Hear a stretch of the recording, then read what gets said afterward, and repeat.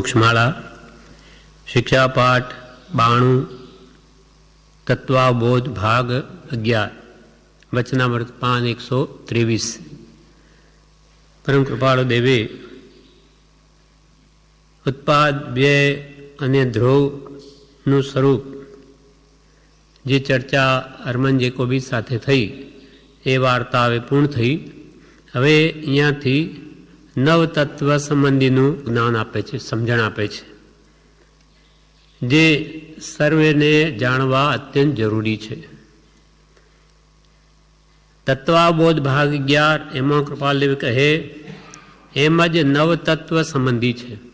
જેમ ઉત્પાદ, વ્યય, ધ્રુવ, સત દ્રવ્યનું લક્ષણ તે ઉત્પાદ, વ્યય ને ધ્રુવ છે. દરેક દ્રવ્યની ઉત્પત્તિ પ્રતિ સમયે અને એની પર્યાયનો નાશ અને દ્રવ્ય હંમેશા ધ્રુવ, તેમ નવતત્વ સંબંધી પણ જાણવું અવશ્યનું છે. એમ જ નવતત્વ સંબંધી છે જે મધ્ય વયના ક્ષત્રિય પુત્રે જગત અનાદિ છે એમ બે ધડક કહી કરતાને ઉડાડ્યો હશે તે પુરુષે શું કંઈ સર્વજ્ઞતાના ગુપ્ત ભેદ વિના કર્યો હશે? જે મધ્ય વયના ક્ષત્રિય પુત્રે ભગવાન મહાવીર, જેમણે 30 વર્ષની ઉંમરે તો સંસાર ત્યાગ્યો, 12.5 વર્ષ ઘોર તપશ્ચર્યા કરીને 42 વર્ષની ઉંમરે તો કેવળ જ્ઞાન પ્રગટાવ્યું, અને એટલે મધ્ય વયે 42 વયની વયે જેણે સર્વજ્ઞપણું પ્રાપ્ત કરી ત્રણેય કાળનું સ્વરૂપ જાણ્યું અને પછી કહ્યું કે આ વિશ્વનો જગત, આ વિશ્વનો કરતા કોઈ નથી. કેવળના અંતે સર્વ જાણીને પછી ભગવાને એમ કહ્યું, ભગવાન મહાવીરે, કે જગતનો કરતા પહેલાં નહોતો, તેમ અત્યારે પણ નથી અને હવે પછી પણ થશે નહીં, એમ બધું તપાસીને કહ્યું. કેવળના અંતે બધું જાણી જોઈને પછી કહ્યું કે આ જગતનો કરતા કોઈ ઈશ્વર નથી. એ સર્વજ્ઞતાના ગુપ્ત ભેદથી એટલે કેવળ જ્ઞાનથી જાણીને પછી કહ્યું છે. સર્વજ્ઞતાના ગુપ્ત ભેદ વિના કૃપાલદેવ કે એણે કંઈ કર્યું હશે, એમને એમ કહી દીધું હશે કે આ વિશ્વનો કોઈ કરતા નથી, પણ સર્વજ્ઞતાથી જાણીને પછી કહ્યું. એ મધ્ય વયના ક્ષત્રિય પુત્રે એટલે ભગવાન મહાવીર ક્ષત્રિય કુળમાં ઉત્પન્ન થયેલા, એટલે ક્ષત્રિય પુત્ર એટલે ભગવાન મહાવીર. જ્ઞાત પુત્ર પણ એને કહે, એ જ્ઞાત વંશના એટલે જ્ઞાત પુત્ર. એ મધ્ય વયના ક્ષત્રિય પુત્રે જગત અનાદિ છે, જગતની કોઈ શરૂઆત કોઈ કાળે નથી, એમ બે ધડક કહી કરતાને ઉડાડ્યો હશે. આ જગત અનાદિ છે, એનો કરતા કોઈ નથી એમ કહીને કરતાને ઉડાડ્યો હશે. કરતા છે જ નહીં એમ કહ્યું હશે તે પુરુષે શું કંઈ સર્વજ્ઞતાના ગુપ્ત ભેદ વિના કર્યો હશે? સર્વજ્ઞતાનું ગુપ્ત ભેદ એટલે કેવળ જ્ઞાન. કેવળ જ્ઞાન વિના શું ભગવાને એમ કહી દીધું હશે? વળી તેઓ તો 18 દૂષણથી પણ ભગવાન રહિત હતા, પરમેશ્વર હતા. બ્રહ્મચારી વિવેચનમાં કહે તેઓ 18 દોષ રહિત પરમેશ્વર હતા. આપે એમના સત્ય તત્વ વિચારો મધ્યસ્થતાથી અવશ્ય સંશોધન કરવા યોગ્ય છે. હજુ હરમન જેકોબીને જ કહે છે કે આપે પણ એ ભગવાન મહાવીરના જે તાત્વિક વિચારો છે એ બહુ ગહન છે, સમજવા જેવા છે, એથી આપણું કલ્યાણ છે. એ પરમેશ્વર હતા, 18 દોષથી રહિત હતા, માટે એમના સત્ય તત્વ વિચારો મધ્યસ્થતાથી, કોઈ આગ્રહ વિના, મારે સત જાણવું છે, મારું તે સાચું નહીં પણ સાચું તે જ મારું, એવી મધ્યસ્થતા રાખી અને ભગવાન મહાવીરના તત્વોને વિચારવા. એમ બે ધડક કહી જગત અનાદિ છે, એમ બે ધડક કહી કરતાને ઉડાડ્યો હશે. જગત કરતાને ઉડાડ્યો હશે એટલે કે જગત કરતા નથી એમ કહ્યું હશે તે પુરુષે શું કંઈ સર્વજ્ઞતાના ગુપ્ત ભેદ વિના કર્યું હશે? તેમ એની નિર્દોષતા વિશે જ્યારે આપ વાંચશો ત્યારે નિશ્ચય એવો વિચાર કરશો કે એ પરમેશ્વર હતા. એના જે નિર્દોષતા, એના અઢાર દોષ રહિત પણ જે એના ગુણોને વિચારશો તે વખતે તમને પોતાને એવો હૃદયમાં નિશ્ચય થશે કે ભગવાન મહાવીર ગુપ્ત ભેદને પામેલા પુરુષ હતા તેમજ પરમાત્મા હતા, પરમેશ્વર હતા, એમ તમને જ નિશ્ચય થશે. તેમ એની નિર્દોષતા વિશે જ્યારે આપ વાંચશો ત્યારે નિશ્ચય એવો વિચાર કરશો કે એ પરમેશ્વર હતા, કરતા નહોતો અને જગત અનાદિ હતું. તો તેમ કહ્યું ભગવાન મહાવીરે કેવળ જ્ઞાન વડે આ જગતનો કરતા કોઈ છે એવું જોયું નહીં, માટે એમ કહ્યું કે આ જગતનો કરતા કોઈ છે નહીં. કરતા ઈશ્વર કોઈ નહીં, ઈશ્વર તો શુદ્ધ સ્વભાવ અથવા પ્રેરક તે ગણી ઈશ્વર દોષ પ્રભાવ. આપણને ઈશ્વર જો બધી આ પ્રેરણા આપતા હોય તો પછી એ મહાન દોષી થઈ જાય. ઈશ્વર તો શુદ્ધ સ્વભાવ છે. મોક્ષ કયો?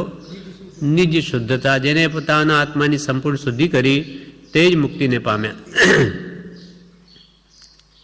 કરતા જગતનો કરતા નહોતો, જગત અનાદિ હતું. તો તેમ કહ્યું એના અપક્ષપાતી અને કેવળ તત્વમય વિચારો આપે અવશ્ય વિશોધન કરવા યોગ્ય છે.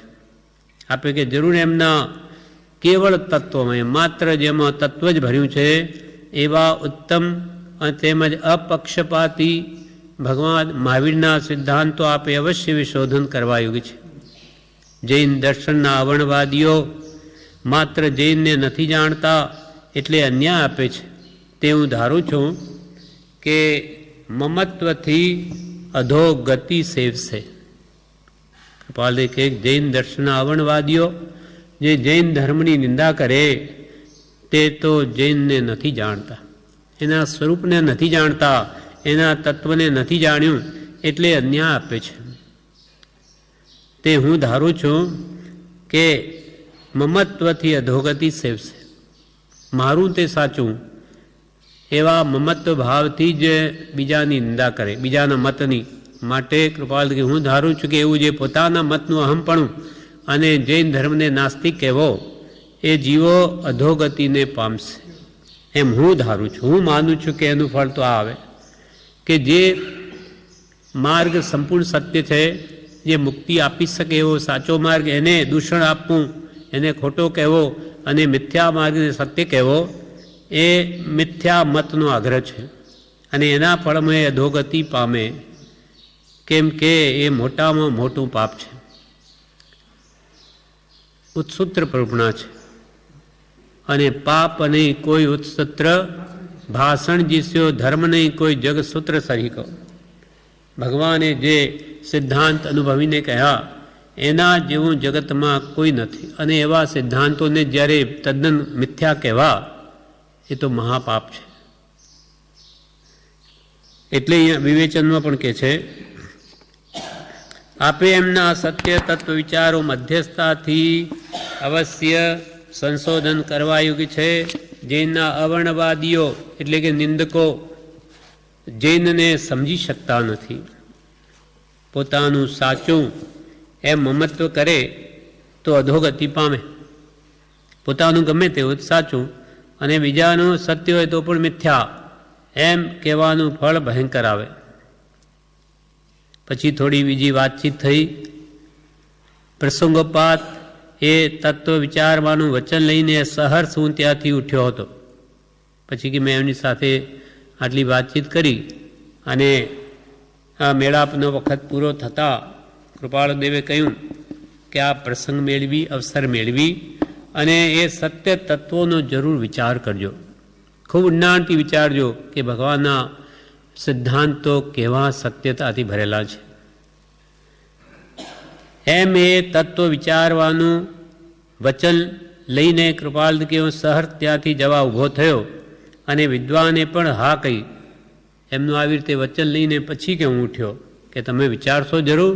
તો કે જરૂર, હું આ વિચારીશ આ તત્વોને. ત્યાર પછી કૃપાલ કે હું સહર્ષ ત્યાંથી જવા ઊભો થયો. તત્વાબોધના સંબંધમાં આ કથન કહેવાયું અનંત ભેદથી ભરેલા એ તત્વ વિચારો જેટલા કાળ ભેદથી જેટલા જ્ઞેય જણાય તેટલા જ્ઞેય કરવા, ગ્રાહ્ય રૂપ થાય તેટલા ગ્રહવા અને ત્યાગરૂપ દેખાય તેટલા ત્યાગવા. કૃપાલ કે અનંત ભાવ અને ભેદથી ભરેલી ભલી ભગવાનની વાણી કેવી છે, જેમાં અનંત ભાવ અને અનંત ભેદ રહેલા છે. એક એક શબ્દમાં અનંત આગમ રહ્યા છે. એ વાત કેમ હશે? કૃપાલ કે એક એક શબ્દમાં અનંત આગમ રહ્યા.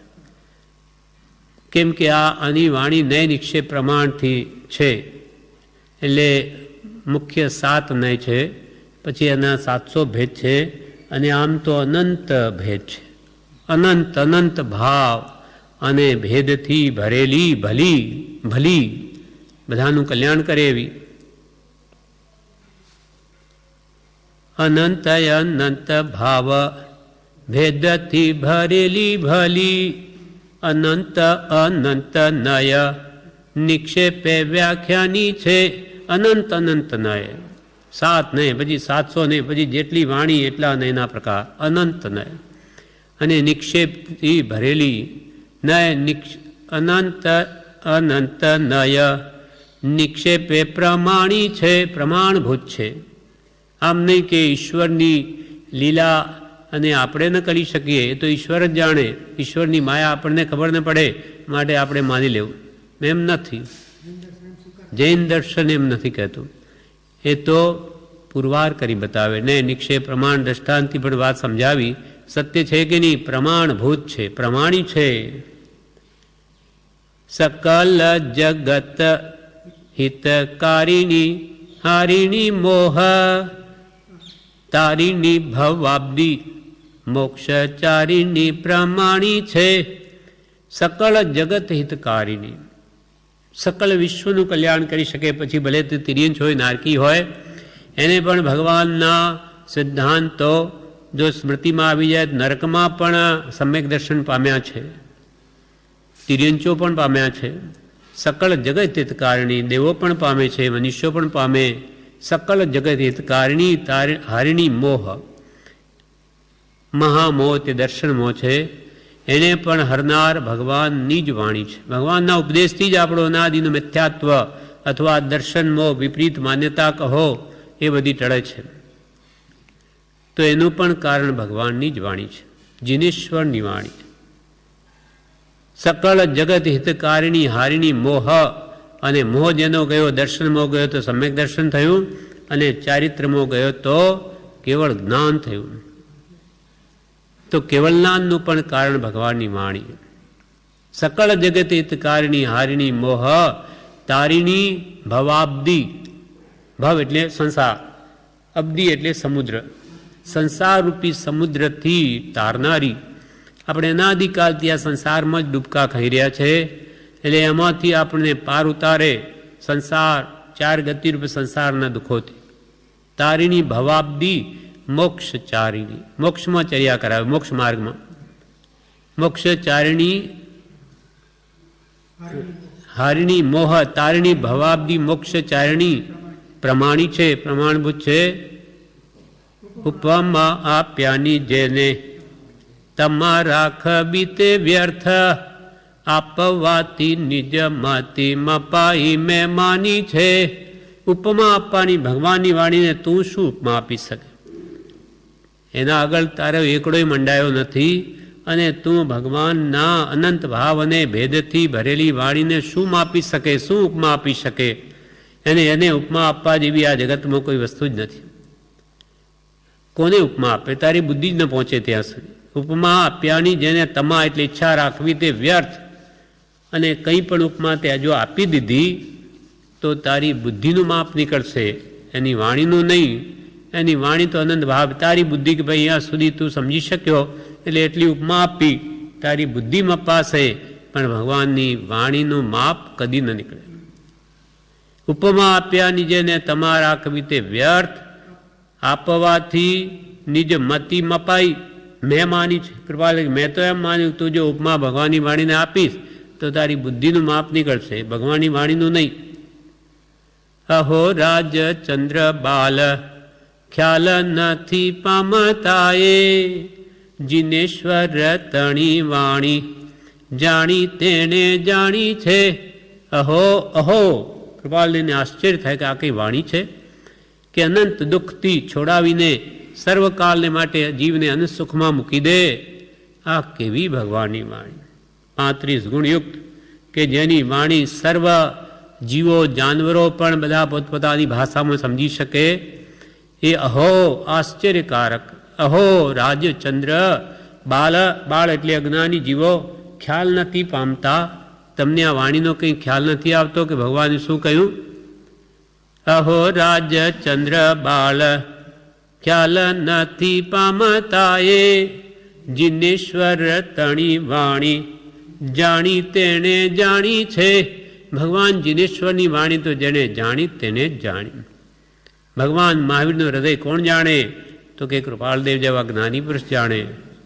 એમ એની વાણી તો જેને જાણી તેને જ જાણી, અને જાણી તેણે જ માણી છે, એનો આનંદ માણ્યો, અને જેણે આનંદ માણ્યો તેને જ વખાણી. કહો ભગવાનની વાણી પરમ શાંતિ આપનાર, પરમ સુખ આપનાર, વિષય કસાયથી મલિન થતા ભાવો કે આત્મા તેને પરમ શાંત કરી દે એવી અદ્ભુત વાણી, માનસિક રોગની સર્વશ્રેષ્ઠ ઔષધિ, મનના બધા રોગોને નષ્ટ કરી દે એવી અદ્ભુત ભગવાનની પરમ વાણી છે.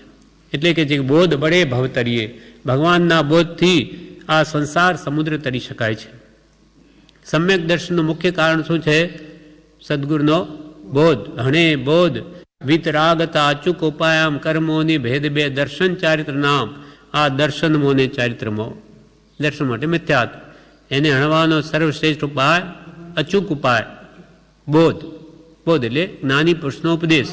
વાણી એ આપણી બધી મિથ્યા માન્યતાઓને તોડી નાખે અને બધું સમ્યક કરી દે. માટે હંમેશા સત્પુરુષના વચના અમૃતમાં જ રહેવું, એ અમૃત પીધે રાખવું, તો પછી આ સંસારનું ઝેર આપણને મારે નહીં. એટલે અહીંયા કહ્યું તત્વબોધ સંબંધમાં આ કથન કહેવાયું. અનંત ભેદથી ભરેલા એ તત્વ વિચારો જેટલા કાળ ભેદથી જેટલા જ્ઞેય જણાય તેટલા જ્ઞેય કરવા. એટલે એ નવતત્વ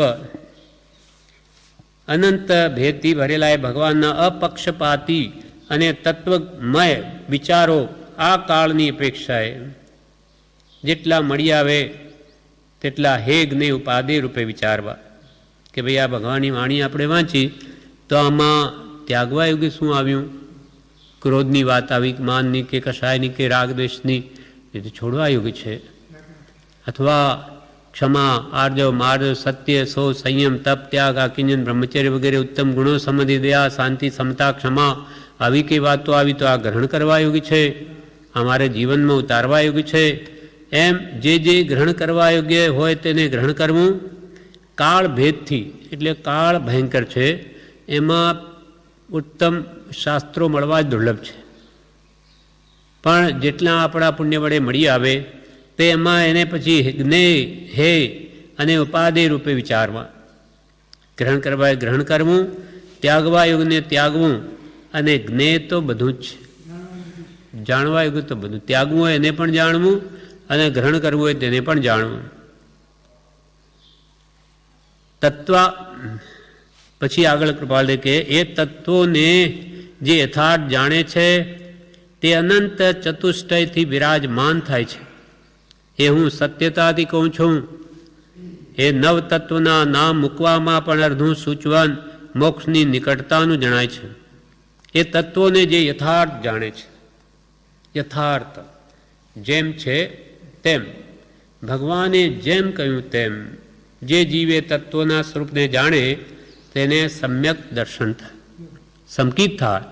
ભગવાને જેમ કહ્યું તેમ માની પણ લે શ્રદ્ધાથી તો પણ એ વ્યવહાર સંકિતની કોટીમાં આવે. તત્વા શ્રદ્ધાનમ સમ્યક દર્શનમ. એ નવ તત્વને યથાર્થ જાણે તેને સંકિત થાય. અને વિવેચનમાં કહે અને જેને સંકિત થાય તે કાળે કરીને કેવળ જ્ઞાન પામે. પહેલાં સમકિત આવે અને સમ્યક દર્શન કેવળ જ્ઞાનને લાવે. સમકિતી હંમેશા કેવળ જ્ઞાની થવા ઈચ્છે છે. આત્માનું સુખ જેને અનુભવ્યું એટલે નિરંતર જાણે એમાં જ રહીએ, સમ્યક દ્રષ્ટિએ જ ઈચ્છે છે. એટલે નવતત્વનું યથાર્થ જ્ઞાન જીવને આત્માની શ્રદ્ધા થઈ પર વસ્તુનો અંતરથી ત્યાગ થાય, ભાવમાંથી નીકળે મોહ, અને એ જ મોહ નીકળીએ આગળ વધતા તે કેવળ જ્ઞાન પામે. અને કેવળ જ્ઞાન થાય ત્યારે અનંત ચતુષ્ટય એટલે જ્ઞાનાવણીય દર્શનાવણીય અંતરાય મોહનીય જઈ અનંત જ્ઞાન, અનંત દર્શન, અનંત સુખ અને અનંત વીર્ય એ શક્તિઓ અને અવશ્ય પ્રગટે કેવળ જ્ઞાન થાય ત્યારે. અને પછી એનું આયુષ્ય પૂરું થયે તે મોક્ષમાં જાય. એક સમયમાં જ ઉપર ઉઠી અને લોકાંતે મોક્ષસ્થાનમાં જઈને કર્મરહિત આત્મા બિરાજે. કર્મથી સહિત આત્મા તો ચાર ગતિમાં જ રજડે. શુભ કરે ફળ ભોગવે દેવાદિગતિમાં, અશુભ કરે નરકાદિ ફળ કર્મ રહિત ન ક્યાંય. સંસારી જીવ હંમેશા કર્મ સહિત છે. કર્મરહિત જેવો થયો કે એરંડીઓ જેમ ફૂટે તો ઉપર ઉઠે, કે અગ્નિની શિખા હંમેશા ઉપર જ જાય, અગ્નિની લો આડીવળી ન જાય, કેમ કે એનો સ્વભાવ છે. તેમ આત્માનો સ્વભાવ પણ ઉર્ધગામી, સર્વકર્ણથી મુક્ત થયો કે ઉપર ઉઠે. એક સમયમાં તો ઠેઠ લોકાંતે સિદ્ધ શિલા પર જઈ બિરાજે. એમ કે છે એમ ભગવાનના કહેલા વચનોને યથાર્થ જે જાણે તે ભગવાન થાય છે. ભગવાનના કહેલા આ નવતત્વ સ્વરૂપને જે જેમ છે તેમ જાણે પછી શ્રદ્ધે, જાણવું એ સમ્યક જ્ઞાન, શ્રદ્ધું એ સમ્યક દર્શન, અને પછી તે પ્રમાણે વર્તે તેનું નામ સમ્યક ચારિત્ર. અને રત્નત્રયથી યુક્ત થયેલો આત્મા પરમાત્મા થાય છે. કેવળ જ્ઞાન પામી મોક્ષમાં બિરાજે અને એ પોતે જ ભગવાન થઈ જાય. ભગવાનના વચનોમાં જે શ્રદ્ધા રાખે, ભગવાને જે કહ્યું તે માન્ય કરી લે, તે સમકિત પામે. સમકિતી કાળે કરીને સર્વ કર્મનો ક્ષય કરી કેવળ જ્ઞાન પામે. કેવળ જ્ઞાન થઈ અનંત જ્ઞાન, દર્શન, સુખ, વીર્યનો સ્વામી થાય. એટલે કે જ્ઞાના વર્ણિયાદિ એ ચાર કર્મ તો પહેલાં ભેદે, કેવળ જ્ઞાન થાય ત્યારે નષ્ટ થાય, અને પાછી અઘાત્યા કર્મ પણ ભેદી અને એક ક્ષણમાં ઉપર ઉઠીને શાશ્વત સુખરૂપ મોક્ષમાં જઈ બિરાજે. એટલે ભગવાનના વચનોનું ફળ શું આવ્યું? મોક્ષ. ઠેઠ એને મોક્ષમાં લઈ જાય ભગવાન કહે તેમ કરે તો. એમ નવતત્વને જે યથાર્થ જાણે તેને સમકિત થાય, અને સમકિત થાય તે કાળે કરીને કેવળ જ્ઞાન પામે. કેવળ જ્ઞાન થાય ત્યારે અનંત ચતુષ્ટય એટલે અનંત જ્ઞાન, અનંત દર્શન, અનંત સુખ અને અનંત વીર્ય અવશ્ય પ્રગટે. પછી તે જીવનો મોક્ષ થાય. એમ ભગવાનના કહેલા વચનોને જે યથાર્થ જાણે છે તે પોતે જ ભગવાન થાય છે. ભગવાન તો છે જ પોતે મૂળ સ્વરૂપે, પણ એનું અપ્રગટ સ્વરૂપ પ્રગટ થાય છે. તિરોભાવે રહેલું આવિર્ભાવ થાય છે. સર્વજીવ છે સિદ્ધ સમ, પછી એ સિદ્ધ પર્યાયની ઉત્પન્ન થાય છે. નવતત્વ નામચક્રનો નિર્દેશ કરી કહે છે કે એમ નવતત્વના નામ ચક્ર રૂપે મૂકવામાં પણ ખાસ કરીને મોક્ષની નિકટતાનું સૂચવન કરેલું એમ જણાય છે. જે નવતત્વ છે એનો આગળ હવે આ પાઠ પૂરો થયો છે.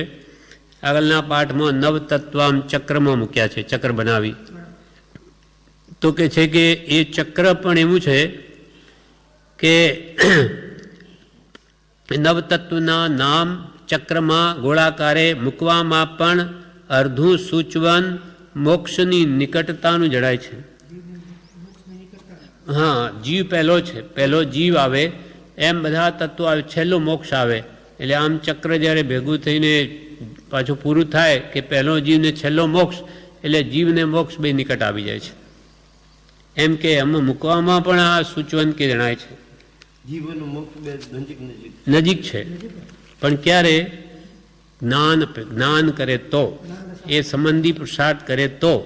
અને અજ્ઞાન અવસ્થાએ સીધું કૃપાલ કે જેમ સીધા લખીએ જીવ, અજીવ, આશ્રવ, સમર, પાપ, પુણ્ય અને છેલ્લો મોક્ષ, તો આમ સીધું લખીએ તો જીવ અને મોક્ષ ખૂબ અંતર લાગે. એકદમ છેલ્લું આવે અને પહેલો જીવ આવે તો કે અજ્ઞાન અવસ્થાએ તો આ સ્થિતિ છે. અજ્ઞાન અવસ્થાએ તો જીવને અજીવ એક થઈ ગયા છે. અજ્ઞાન, આપણે અજ્ઞાની છીએ એટલે આપણે આ અજીવ એવા શરીરને જ પોતાનું સ્વરૂપ માનીએ છીએ. શરીર તે જ હું, આ દેહ તે જ હું, એટલે જીવ અને અજીવનું મિશ્રણ થઈ ગયું. પણ જ્યારે જ્ઞાની પુરુષના ઉપદેશથી વાત બરાબર સમજાય ત્યારે પછી જીવ અને મોક્ષ એ બેનો મેળ થાય. એ વાત આગળ સમજાવશે. તે બાદ કે છે, હવે કે છે એટલે આ પાઠ 11મો પૂરો થયો. હવે પાઠ શિક્ષા પાઠ 93 તત્વાવબોધ ભાગ 12. હવે કૃપાલે લખે છે, એ તો તમારા લક્ષ્યમાં છે કે જીવ અજીવ એ અનુક્રમથી છેવટે મોક્ષ નામ આવે છે. એ તો કે તમે જાણતા હશો કે નવતત્વના નામો જીવ, અજીવ, પુણ્ય, પાપ, આશ્રવ, સંબર, નિર્જરા, બંધ, મોક્ષ, આ કે નામો તો તમે જાણતા હશો. હવે તે એક પછી એક મૂકી જઈએ તો જીવ અને મોક્ષને અનુક્રમે આદ્યંત રહેવું પડશે. એક પછી એક, જીવ પછી અજીવ પછી પુણ્ય, પાપ, આશ્રવ, સંબર, બંધ, નિર્જરા અને છેલ્લો મોક્ષ. તો કે આમ સીધા જો લખીએ, ગોળાકારે નહીં, સીધા, તો કે જીવ અને મોક્ષને અનુક્રમે આદિ અને અંત રહેવું પડશે. આદિમાં જીવ આવશે શરૂઆતમાં અને અંતમાં મોક્ષ આવશે. એમ બહુ દૂર જણાશે. અજ્ઞાનથી જીવનો મોક્ષ બહુ દૂર છે. પણ જ્ઞાન અપેક્ષાએ જો ચક્ર ઉપર લે તો જીવ અને મોક્ષ બે એક છે, નિકટતા છે એની. મેં આગળ કહ્યું હતું કે એ નામ મૂકવામાં જીવ અને મોક્ષને નિકટતા છે કે મેં આ કૃપાલ કે મેં આગળના પાઠમાં કહ્યું અંતમાં કે ગોળાકારે જો મૂકીએ તો જીવ અને મોક્ષને નિકટતા આવે છે. છતાં આ નિકટતા તો ન થઈ પણ જીવને અજીવને નિકટતા થઈ. જીવ તો મોક્ષ સ્વરૂપને ન પામ્યો પણ આ અજીવ સ્વરૂપ થઈ ગયો. અજીવ, જીવ પોતે આત્મા, અજીવ એ શરીર. તો કે હું કોણ? તો કે હું તો આ શરીર. એટલે જીવ પોતાના મૂળ સ્વરૂપને તો ન પામ્યો, મુક્ત સ્વરૂપને, પણ તો અજીવને જ પોતાનું સ્વરૂપ માની લીધું, શરીરને જ. અજ્ઞાન ગાઢ થઈ ગયું. એટલે કૃપાલ કે મેં આગળ કહ્યું હતું કે એ નામ મૂકવામાં જીવ અને મોક્ષને નિકટતા છે, છતાં નિકટતા તો ન થઈ પણ જીવ અને અજીવને નિકટતા થઈ. પરંતુ એમ નથી કૃપાલ, પરંતુ એમ નથી. અર્થાત આત્મા શરીર નથી, દેહ નથી, દેહથી ભિન્ન છે દેહાદિથી ભિન્ન આત્મા. આ મૂળભૂત જ્ઞાન છે. પ્રભુશ્રી કૃપાલ કે આ ખાસ જ્ઞાન છે ત્યારે પ્રભુશ્રી તો કહે કે ખાસ, ખાસ ને ખાસ 3 વાર. આ જ મૂળભૂત જ્ઞાન. બધું જ્ઞાન જાણીને શું કરવું છે? તો કે પોતાની જાતને ઓળખવી છે. હું કોણ છું? તો કે હું દેહથી ભિન્ન છું. આટલી જ વાત સમજવાની છે. પરથી ખસ, સ્વમાં વસ, આટલું બસ. હા, આમ કહેવા માત્રથી સ્વમાં વસાતું નથી, પરમો જ રમે. ગમે એટલો ઠોકીને કહી દે આત્મા દેહથી ભિન્ન છે, એ કદી પોતાનો નથી. આમ ઠોકી ઠોકીને વાત કરે પણ અંદરમાં તો દેહ તે જ હું છું. શુષ્ક જ્ઞાનીઓની વાતો એવી જ હોય. આત્માને કંઈ લાગે વળગે જ. આત્માને કર્મ કોઈ દિવસ વળગ્યા છે? એ તો હંમેશા શુદ્ધ બુદ્ધ જ છે. પણ એને ત્યાં એક સાપ લાવો, એ કહેતા હોય કે આ દેહ મારો નથી. એમ જ કે દેહ આપણું ક્યાં છે? આત્માને કંઈ દેહને સાવ જુદા. તો તમે કોણ? તો કે અમે આત્મા. તે દેહ તમારો નહીં ને? ના. તો કે હવે સાપ લાવો અહીંયા તો ખબર પડે તમે આત્મા કે દેહ. એમ આ જીવ ખાલી મોટી મોટી વાતો કરે પણ અંદરમાં કાંઈ ભેદ જ્ઞાન નહીં. એમ કલ્યાણ કૃપાલ કે નહીં થાય. વાતો છે કૃપાલ કે વાત તે વાત છે, દશા તે દશા છે, દશા તે વાત નથી અને વાત તે દશા નથી. તે પ્રમાણે પરિણમન થવું જોઈએ, ત્યારે જ્ઞાન થાય. મેં આગળ કહ્યું હતું કે એ નામ મૂકવામાં જીવને મોક્ષને નિકટતા છે, છતાં આ નિકટતો તો ન થઈ, પણ જીવને અજીવને નિકટતા થઈ, પરંતુ એમ નથી. અજ્ઞાન વડે તો એ બંનેને જ નિકટતા રહી છે. જ્યાં સુધી આપણામાં અજ્ઞાન છે, સ્વરૂપનું ભાન નથી, ત્યાં સુધી તો આપણે દેહને જ આત્મા માનીએ છીએ, આપણું સ્વરૂપ માનીએ છીએ. અજ્ઞાન વડે તો એ બંનેને જ નિકટતા રહી છે. જ્ઞાન વડે જીવને મોક્ષને નિકટતા રહી છે. પણ જ્યારે આત્માનું જ્ઞાન થાય ત્યારે દેહ ભાવ છૂટી જાય છે, દેહ પ્રત્યેનું મમત્વ તૂટી જાય છે, અને જ્ઞાન વડે જીવને મોક્ષને નિકટતા રહે છે. જેમ કે પછી આ મોક્ષમાળામાં કૃપાલદેવે પહેલી આવૃત્તિમાં આ રીતે મૂક્યું છે, જીવ અજીવ પુણ્ય પાપ આશ્રવ સંબંધ નિદ્રા બંધ મોક્ષ ગોળાકારે મૂક્યું, અને જીવ અને મોક્ષને વચ્ચે લીટી નથી દોરી. નવતત્વ નામ ચક્ર, નવતત્વના નામોનું આ ચક્ર. હવે કૃપાલદેવ નીચે લખે, હવે જુઓ એ બંનેને કઈ નિકટતા આવી છે, આ બંનેને કઈ નિકટતા આવી? હા કહેલી નિકટતા આવી છે. એટલે કે જીવ અને મોક્ષને હવે નિકટતા આવી છે. પણ એ નિકટતા તો દ્રવ્યરૂપ છે, આ નિકટતા તો લખાણમાં છે. જીવ અને મોક્ષ અહીંયા નજીક આવી ગયા, પણ પોતાના ભાવમાં નથી. એટલે કૃપાલ કે પણ એ નિકટતા તો દ્રવ્યરૂપ છે. જ્યારે ભાવે નિકટતા આવે ત્યારે આત્માની સર્વસિદ્ધિ થાય. ભાવથી રાગદ્વેષ જે સંસારના મૂળભૂત કારણ છે એને છોડીને જીવ મોક્ષની નજીક આવે તો એ ખરેખર જીવ મોક્ષની નિકટ આવ્યો ગણાય. પણ એ નિકટતા તો દ્રવ્યરૂપ છે. જ્યારે ભાવે નિકટતા આવે ત્યારે સર્વસિદ્ધિ થાય. આત્માને પોતાની સ્વસિદ્ધિ થઈ, આત્માની સિદ્ધિ એટલે આત્મસિદ્ધિ જો થઈ તો તેમાં સર્વરિદ્ધિ સર્વસિદ્ધિ સર્વલબ્ધિ બધું સમાઈ જાય છે. આત્મા સિવાય રિદ્ધિ ક્યાં? આત્મા સિવાય સિદ્ધિ ક્યાં? આત્મા સિવાય લબ્ધિ ક્યાં છે? કે જળમાં થોડી છે. એમ રિદ્ધિ સિદ્ધિ લબ્ધિ બધી જ આત્મામાં છે. અને જેને આત્માની પ્રાપ્તિ થઈ તેની સર્વસિદ્ધિ થઈ. જ્યારે ભાવે નિકટતા આવે ત્યારે સર્વસિદ્ધિ થાય. એ નિકટતાનું સાધન, એ નિકટતા મોક્ષની લાવી હોય તો શું કરવું તે હવે કૃપાલદેવ કહે. એ નિકટતાનું સાધન સત પરમાત્મ તત્વ, સદગુરુ તત્વ અને સદ્ધર્મ તત્વ છે. કેવળ એક જ રૂપ થવા જ્ઞાન, દર્શન અને ચારિત્ર છે. એટલે આપણા આત્માનો જો મોક્ષ કરવો હોય તો કૃપાલદેવ કહે કે આ ત્રણ સાધન છે.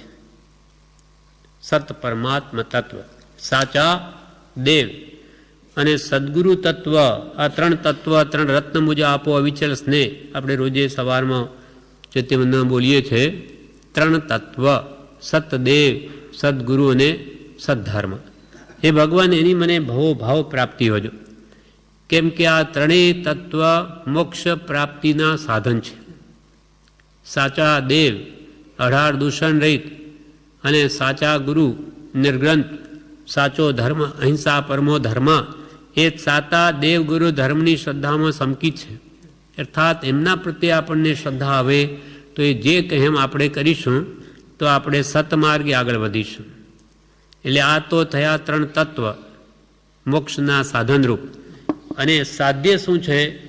દેવગુરુ ધર્મની ભક્તિ, એમનો ઉપદેશ સાંભળીને વિચારીને પ્રાપ્તિ શું કરવી છે? રત્નત્રયની. ત્રણ તત્વ, ત્રણ રત્ન મુજબ આપો અવિચળ સ્નેહ. અવિચલ સ્નેહ રાખીને એ ભગવાન આપ અમને આ ત્રણ તત્વ આપો અને ત્રણ રત્ન આપો. એટલે સાચા દેવગુરુ ધર્મની શ્રદ્ધા કરી, એ સાધન આરાધી અને કેવળ એક જ રૂપ થવા, એટલે કે સહજાત્મ સ્વરૂપ થવા માટે, પોતાનું જે શુદ્ધ આત્મ સ્વરૂપ પામવા માટે જ્ઞાન, દર્શન અને ચારિત્ર છે. આત્માનું જ જ્ઞાન, આત્માની શ્રદ્ધા અને આત્મામાં રમણતા કરવી છે એ સાધ્ય છે. સાધનથી સાધ્ય થાય, કારણથી કાર્ય સધાય. મારે માટે સાચા દેવગુરુ ધર્મ જે કહે તે પ્રમાણે વર્તવું તો એના સમ્યક જ્ઞાન દર્શન ને ચારિત્ર સંપૂર્ણ પ્રગટ થાય. સંપૂર્ણ પ્રગટ થાય કેવળ જ્ઞાન થાય, યથાખ્યાત ચારિત્ર પ્રગટે. વિવેચનમાં કે છે નવતત્વના નામ અનુક્રમે લખતા જીવથી મોક્ષ દૂર જણાય, અને ચક્ર રૂપે ગોળાકારે લખતા જીવથી મોક્ષ નિકટ જણાય. તેમ અજ્ઞાન દ્રષ્ટિથી પોતાને અજીવ દેહરૂપ માને તો મોક્ષ દૂર જણાય છે. અજ્ઞાન દ્રષ્ટિ, જેને પોતાના સ્વરૂપનું ભાન નથી, તેને અજીવ એવો આ દેહ તે જ પોતાનો મનાય છે, અને તેથી એના માટે મોક્ષ બહુ દૂર છે. અને દેન્દ્રિયો આદિ અજીવરૂપ પોતાને માને, પુણ્ય પાપના ઉદયમાં એકરૂપ થઈ શુભાશુભ ભાવ કરે તે આશ્રવ તત્વ છે. હવે નવે તત્વનો અર્થ વિવેચનમાં બ્રહ્મચારી જણાવે કે જીવ ને અજીવ. જીવ એટલે આત્મા, એ પોતાનું સ્વરૂપ, પણ એ અજ્ઞાન વશ દેહને જ, અજીવને જ પોતાનું સ્વરૂપ માને છે, જડને, જડ એવા દેહને. તેથી એને માટે મોક્ષ દૂર છે. તેનું ફળ શું આવે જ્ઞાનને લઈને? તો કે કર્મોનો આશ્રવ થાય. તે હવે કે છે કે દેહ મળ્યો, દેહમાં પોતે આવ્યો, કર્માધીન નોકર્મ રૂપે આ દેહ મળ્યો, તેમાં ઇન્દ્રિયો મળી. દેહ ઇન્દ્રિયો આદિ અજીવરૂપ પોતાને માને. દેહ તે હું, આ ઇન્દ્રિયો તે મારી, એમ પોતાને માને, અને પુણ્ય પાપના ઉદયમાં એક રૂપ થઈ શુભાશુભ ભાવ કરે તે આશ્રવ તત્વ છે. ઇન્દ્રિયો મળી, ઇન્દ્રિયો પોતપોતાના વિષયોમાં પ્રવર્તે, શુભમાં પ્રવૃત્તિ કરે ઇન્દ્રિયો તો શુભ બંધ કરે, અશુભમાં પ્રવર્તે તો અશુભ બંધ કરે. શુભ બંધે પુણ્ય છે ને અશુભ બંધે પાપ છે. એટલે પુણ્ય પાપના ઉદયમાં એક રૂપ થઈ પાછો પોતે શુભ અશુભ ભાવ કરે, તેથી કર્મોનો આશ્રવ થાય. એટલે આશ્રવ તત્વ થયું. અને તેથી બંધની પરંપરા ચાલુ રહી અનંત કાળ જીવ સંસારમાં જન્મ મરણ કરતો રહે છે. કર્મોનો આશ્રવ થયો, અંદર કષાય પડેલા છે, એટલે કર્મોનો બંધ થઈ જાય છે. કષાયાત બંધ, બંધ સાથી થાય કષાય ભાવોથી. કષાયની કેટલી તીવ્રતા છે એના પ્રમાણે એ કર્મોનો અનુભાગ અને રસ પડે, રસ અને સ્થિતિ પડે. કેટલા લાંબા કાળ સુધી કર્મ એ ભોગવવું પડશે, અને કેટલા કાળ સુધી રહેશે એ કર્મ, એ કષાયથી પડે બંધ. એટલે આશ્રવમાંથી પછી કર્મનો બંધ થયો, બંધ તત્વ, અને પછી જ્ઞાન દ્રષ્ટિથી વિચારે તો પોતાને જડ દેહથી જુદો મોક્ષરૂપ જાણે, અને શુદ્ધ ભાવમાં આવે ત્યારે આશ્રવ ટળી સંબર થાય. પછી પોતે જ્ઞાન દ્રષ્ટિથી વિચારે કે આ દેહ તે હું છું, આ તો શું છે, ચામડા હાડકાનો બળેલો માળો, અને એમાં હું પડાની માન્યતા રાખું, આ દેહ મારો નહીં, આ તો મળમૂત્રની ખાણ, હું તો જ્ઞાન દર્શન અનંત ગુણવાળો એવો આત્મા છું, હું દેહાદિ સ્વરૂપ નથી, દેહ સ્ત્રી પુત્ર આદિ મારા કોઈ પણ મારાથી શુદ્ધ ચૈતન્ય સ્વરૂપ અવિનાશી એવો હું આત્મા છું. એમ આત્મભાવના કરતા રાગ દ્વેષનો ક્ષય થાય. એટલે આ સંબર તત્વ એવી ભાવના ભાવે ત્યારે આવતા કર્મ રોકાય. પરંતુ જ્ઞાન દ્રષ્ટિથી વિચારે તો પોતાને જડ દેહથી જુદો માને, મોક્ષરૂપ જાણે, અને શુદ્ધ ભાવમાં આવે ત્યારે એનો કર્મોનો આશ્રવ ટળીને સંબર થાય. નવા કર્મ આવતા રોકાય એવી ભાવના હતી. એટલે આત્મ ભાવના ભાવતા જીવ રહે કેવળ દાન રહે. પછી સત્તામાંના કર્મ કપાવવા, હવે નિર્જરા તત્વની વાત કરે. નવા આવતા રોકી લીધા, એ સંબર તત્વ. અને જેમ કે હોજમાં એના કાણાઓથી પાણી આવતું હોય તે થયો આશ્રવ, પછી એને દાટા ઘાલી દીધા, પાણી આવતું બંધ કરી દીધું, એ થયો સંબર તત્વ. કર્મરૂપી દ્વારને બંધ કર્યા. પણ પાણી જે હોજમાં આવી ગયું, પહેલાં એનું શું કરવું? તેને હવે બહાર ઉલેચીને બહાર ફેંકો. તેના સમાન નિર્જરા કહેવાય. તે તપાદીથી ને સત્તામાં રહેલા કર્મોને ખપાવવા આત્મસ્થિરતારૂપ તપ કરે તો ઘણી નિર્જરા થાય. તપ નિર્જરા ચ, તપ કર્મો નિર્જરા માટે છે. ઈચ્છા નિરોધસ તપઃ. સર્વ પ્રકારની ઈચ્છાઓને જેમ જેમ રોકીએ તેનાથી તપ થાય છે. સ્વાધ્યાય પણ તપ છે, 12 પ્રકારના તપ છે. કોઈની સેવા કરવી એ પણ તપ છે, પ્રાયશ્ચિત કરવું એ પણ તપ છે, આંતરંગ તપ છે. અને ઉપાસ ઉણોદરી એ બાહ્ય તપ છે. એમ એના વડે ઈચ્છાઓને રોકી અને કર્મોની બળવાન નિર્જરા કરે તો સત્તામાં પડેલા કર્મો પણ નાશ પામે. એનું નામ છે નિર્જરા તત્વ. આત્મસ્થિરતારૂપ તપ કરે તો ઘણી નિર્જરા થાય. પછી સત્તામાં કર્મ રહ્યા છે ત્યાં સુધી બંધ થયા કરે છે.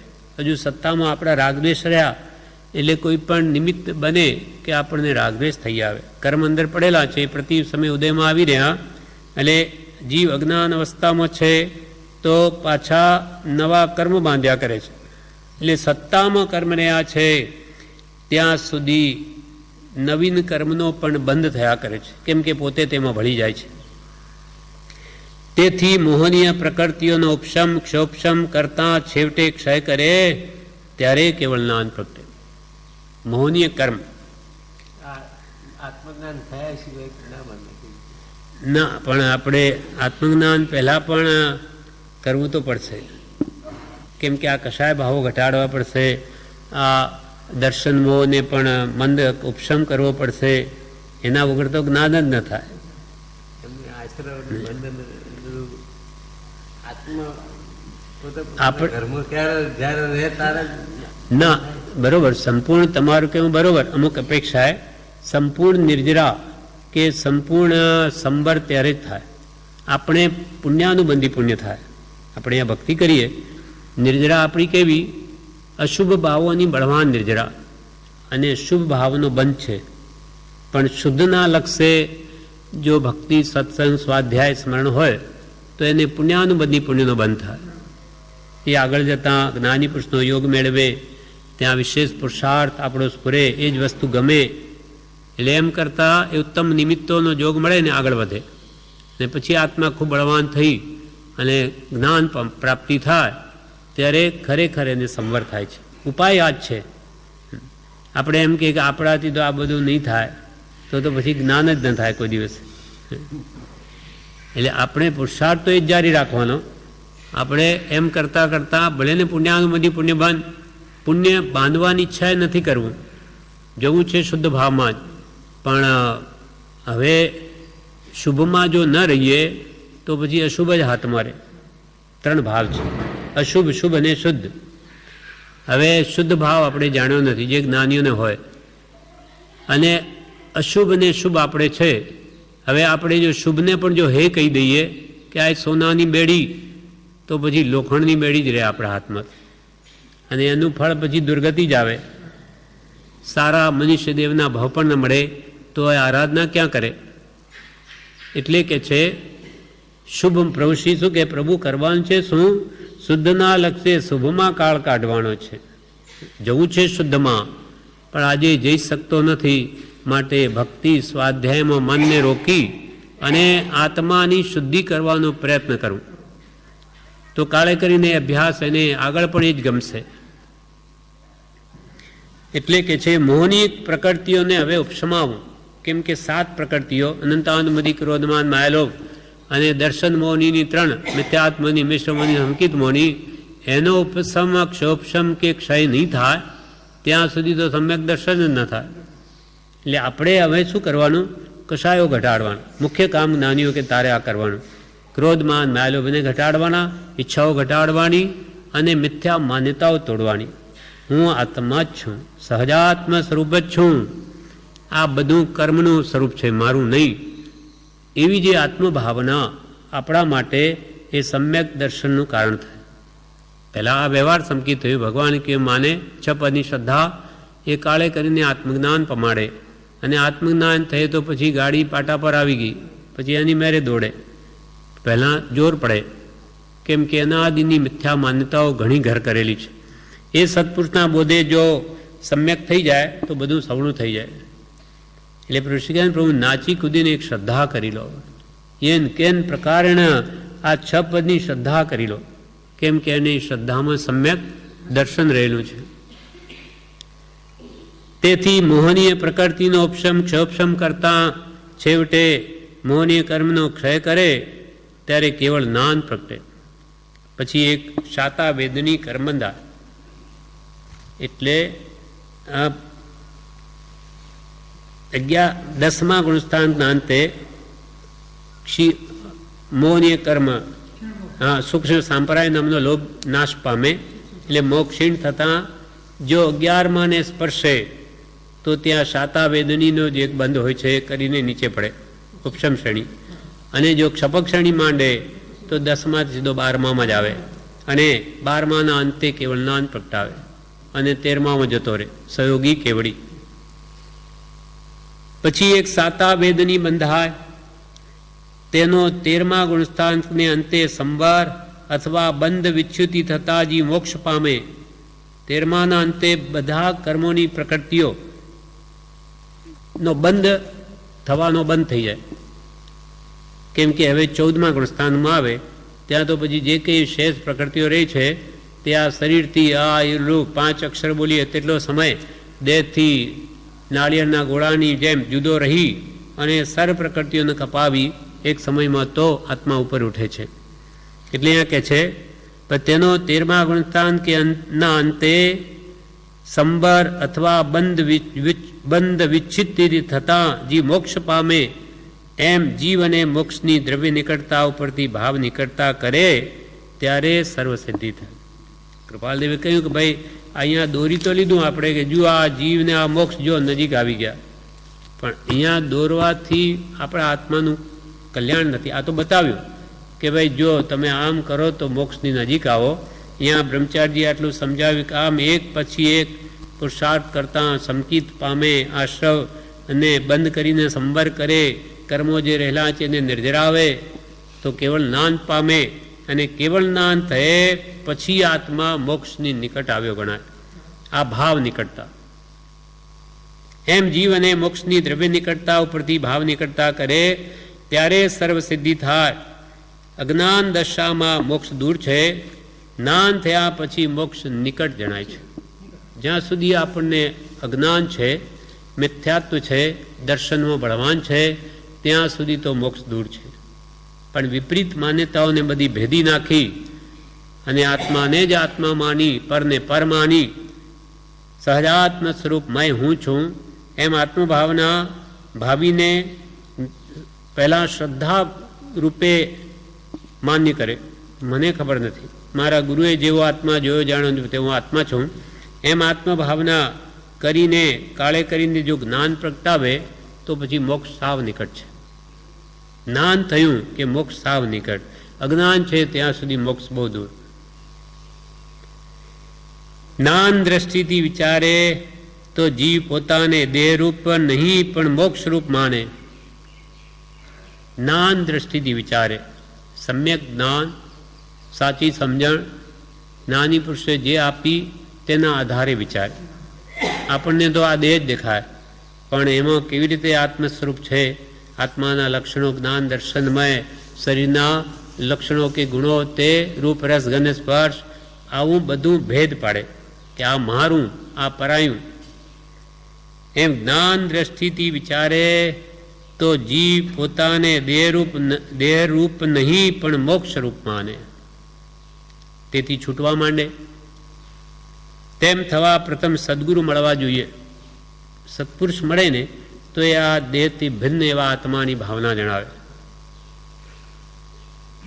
જેમ કે આજે જૈન સંપ્રદાયમાં ગુરુ તો ઘણા છે, સેંકડો ગુરુ છે, સેંકડો આચાર્ય છે, પણ આત્મભાવ દ્રઢ કરાવે એવા કેટલા આચાર્ય?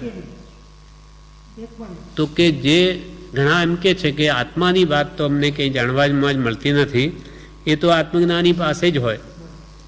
એટલે અહીંયા એમ કે છે કે આ જીવ પોતાને દેવરૂપ નહીં માને, દેહથી ભિન્ન આત્મા માને, એ ભાવ થવા માટે તો પ્રથમ સદગુરુ મળવા જોઈએ.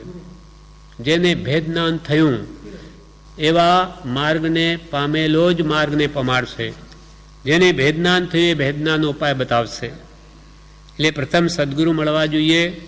તેઓ સતદેવ અને સતધર્મને ઓળખાવે. સાચા આત્મજ્ઞાની ગુરુ હોય તો એ ભગવાન તીર્થંકરનું વાસ્તવિક સ્વરૂપ સમજાવે.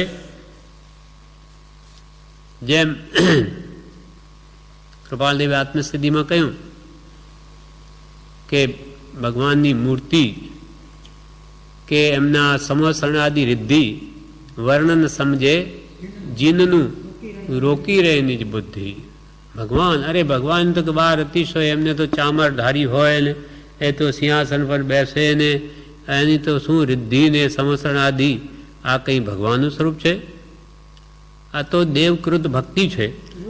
દેવોને થયું કે મારા ભગવાનને શું કરું શું નહીં કરું, પણ અંતરંગ જે કેવળ જ્ઞાનમય જે એ સિદ્ધ પરમાત્મા અર્યંત પરમાત્માનું સ્વરૂપ છે એ સાચા ગુરુ જ જણાવી શકે.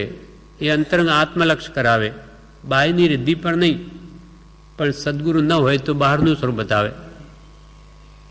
ભગવાનને આંગી પહેરાવો, અજ્ઞાનવશ જ્યારે આંગી કરે સતામરમાં, તે અમુક વ્યક્તિઓ સમજતા ન એટલે શું કહે, એવું સાંભળ્યું છે કે જો આંગી જોઈને કે આહા શું આજે ભગવાનને આંગી બધી, આજ તો ભગવાન પણ હસે છે.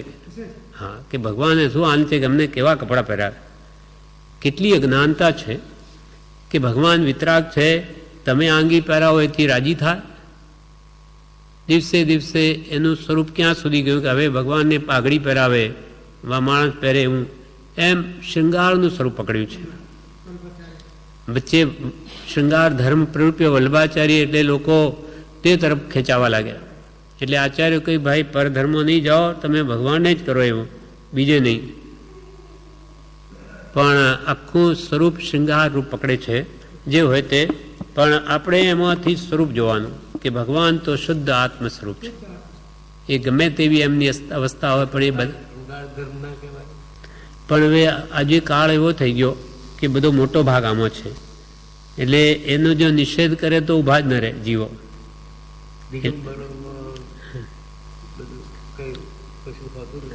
દિગંબરોમાં નથી હોતું. આમ તો કૃપાલદેવે શું કહ્યું, એક વાક્ય છે કે દર્શન યોગ્ય મુદ્રા કઈ વિતરાગતા સૂચવે તે, વિતરાગતા સૂચવે તે દર્શન કરવા લાયક મુદ્રા. પણ આપણને બ્રહ્મચારીએ એક દ્રષ્ટિ આપી, કેમ કે ઘણા શ્વેતાંબરો છે તે આંગી ચડાવે. આપણે અહીંયા બી એ પ્રથા ચાલુ થયેલી છે. ઉપર દિગંબર છે એમાં કંઈ નથી કરતા. તો બ્રહ્મચારીએ એમ કહ્યું કે આપણે શ્વેતાંબર મંદિરમાં જઈએ ત્યારે એમ વિચારવું કે આ ભગવાન આ એમનું રાજાનું સ્વરૂપ છે. રાજા હતા ત્યારે મુકુટને બધું પહેરે આવું. હા, કે ચક્રવર્તી હોય કે નહીં હોય તો એ બધા જ રાજા જ હોય તીર્થંકરો. એટલે રાજ્ય હોય ત્યારે તો આવું બધું પહેરે. તો કે આ તીર્થંકરો કેવા એ આત્માઓ કે આવી આવી રિદ્ધિ ભોગવતા છતાં પણ સાવ અલિપ્ત. એટલે ભગવાન જ્યારે ઘરમાં હોય રાજ્ય અવસ્થામાં ત્યારે પણ 1000 વર્ષના આત્મજ્ઞાની સંયમી મુનિ, હજારો વર્ષના દીક્ષા પાળતા હોય, આત્મજ્ઞાની હોય, એમનો કેટલો ઉત્કૃષ્ટ વૈરાગ્ય હોય. તેથી પણ વધારે તો ભગવાન જ્યારે ઘરમાં હોય ત્યારે હોય છે. તો કે આ કેવા, આવા સંસારમાં રહીને સાવ અલિપ્ત, આવી રાજ્ય અવસ્થામાં સાવ જુદા. એટલે એમ કે સ્વરૂપ તરફ લક્ષ કરો કે કેવો આત્મા બળવાન છે કે એને કાંઈ જ લાગતું વળગતું નથી. એમ જ્યારે આવું સ્વરૂપ છે, આવી સમય સ્થિતિ છે, તો બધામાં પરમાર્થ દ્રષ્ટિ કરવી. એટલે રત્નરાજ સ્વામીએ એવું લખ્યું કાવ્યમાં કે જે સ્થાનકવાસી હતા તેને તો કૃપાળુ દેવે મૂર્તિ પૂજક કર્યા કે ભાઈ મૂર્તિને પૂજો જરૂરી છે. અને જે મૂર્તિ પૂજક હતા તેને કહ્યું કે હવે પ્રભુને પૂજો. એમાં ભગવાન રહેલા છે, ભગવાનના સ્વરૂપનો વિચાર કરો. ખાલી આમ ટીલા આપીને આવી જશો એથી કલ્યાણ નહીં થાય, પુણ્ય બાંધશો, પણ એ નિમિત્ત છે તમને ભગવાન પાસે જવાનો. તો ભગવાને કેવા કેવા કામ કરે, એનો શું ઉપદેશ છે, એને હાથથી પગથી મોઢાથી કેવા કેવા કામ કર્યા છે. હાથથી દાન આપ્યા, પગથી વિહાર કરીને કેટલા જીવોને મોક્ષ માર્ગે ચઢાવ્યા, આ મુખથી કેટલા હજારોને ઉપદેશ આપીને પણ મુક્તિ માર્ગે ચઢાવ્યા. અને એનો ઉપદેશ તો રાગદ્વેષ રહિત થવાનો છે. એટલે કે ત્યાં લક્ષ આપો, એમ કરીને બીજી બધી વાતો કે ગૌણ કરી દો. આપણે કૃપાળદેવે જે શુદ્ધ માર્ગ ઉપદેશ્યો એમાં ભક્તિ, સ્વાધ્યાય, સત્સંગ કરી આપણા આત્માનું કલ્યાણ કરી લેવું. બાકી કાળ ઉતરતો છે, આમાં બધું આવું જ થવાનું. એટલે જ્ઞાન દ્રષ્ટિથી વિચારે આપણે તો દેહ આત્માની ભિન્ન ભાવના ભાવવી, એટલે અંતરંગ દ્રષ્ટિ કરવી, ભગવાનની મૂર્તિમાં શુદ્ધ આત્મા જોવો અને આપણું કામ કરી લેવું. તો જીવ પોતાને દેવરૂપ નહીં પણ મોક્ષરૂપ માને, તેથી છૂટવા માંડે. તેમ થવા પ્રથમ સદગુરુ મળવા જોઈએ. તેઓ સદદેવ અને સદધર્મને ઓળખાવે. એ 3 સાધનરૂપ છે અને સાધ્ય સમ્યક જ્ઞાન, દર્શન અને ચારિત્ર છે. આ રત્નત્રયની આપણે પ્રાપ્તિ કરવી છે. કેવળ એક જ રૂપ સહજાત્મ સ્વરૂપ થવાને જ્ઞાન, દર્શન, ચારિત્ર છે. સહજ આત્મ સ્વરૂપ, પોતાના આત્માનું શુદ્ધ સ્વરૂપ પ્રગટ થાય, કર્મમલ રહિત, એના માટે એ બધી સાધના છે. સમ્યક દર્શન થતાં સમ્યક જ્ઞાન થાય ત્યારે મોક્ષ નિકટ ભાસે અને સમ્યક ચારિત્રરૂપ શુદ્ધ ભાવમાં રહેવાય તો નવે તત્વને ભલે હે ગણી ત્યાગી દો. તમે તમારા શુદ્ધ ભાવમાં જ જો રમી શકતા હો તો નવે તત્વને છોડી દો, કંઈ કરવાની જરૂર નથી. પરંતુ જ્યાં સુધી શુભાશુભ ભાવ છે ત્યાં સુધી નવ તત્વનો હે જ્ઞેય ઉપાધિ રૂપે વિચાર કરો. પણ તમારું હજુ એવું સ્વરૂપમાં રમણતા કરવારૂપ ચારિત્ર પ્રગટ્યું નથી, અર્થાત આત્મજ્ઞાન થયું નથી, ત્યાં સુધી તમને શુભ અશુભ ભાવો થયા કરે છે. તો ત્યાં સુધી તમે નવ તત્વ જે છે એને હે જ્ઞેય રૂપે વિચારો કે આમાં કયા તત્વ મારે ગ્રહણ કરવા યોગ્ય છે. તો કે સંબર તત્વ, નિર્જરા તત્વ, જીવ તત્વ, મોક્ષ તત્વ આ મારે ગ્રહણ કરવા યોગ્ય છે. કયા હે તત્વ છે? તો કે આશ્રવ તત્વ, બંધ તત્વ આ બધા ત્યાગવા યોગ્ય છે, અથવા આજે અજીવ તત્વ. એમ જ્યાં સુધી શુભાશુભ ભાવ છે ત્યાં સુધી નવ તત્વનો હે જ્ઞેય ઉપાધિ રૂપે વિચાર કરો, એથી મોક્ષ થશે. એમ નવ તત્વ વિશેની વાત પૂર્ણ કરી. હવે બાકીના 5 ભાગમાં સત્ય ધર્મ તત્વ વિશે કહે છે. આમ 9 તત્વ આ કૃપાલદેવે સમજાવ્યા. હવે 5 જે ભાગ રહ્યા 17 ભાગમાંના 13 થી 17 સુધી, એમાં સત્ય ધર્મ વિશે જણાવ છે. એટલે કયો ધર્મ સાચો એ વિશે કૃપાલદેવ વાત કરશે કે ધર્મ તો જગતમાં ઘણા, એમાં સત્ય ધર્મ એ વિતરાગ દર્શન છે. ભગવાન મહાવીરનો ધર્મ પરમ સત્ય છે. એના વિશે ઠોકીને કહેશે કૃપાલદેવ. આમ દાંડી પર કે નગારા પર દાંડી ઠોકીને કહું છું કે એક વિતરાગ માર્ગ સત્ય છે. એ બધી વાતો આગળના આ 5 પાઠમાં કરશે, જે આપણે આવતીકાલ કરીશું.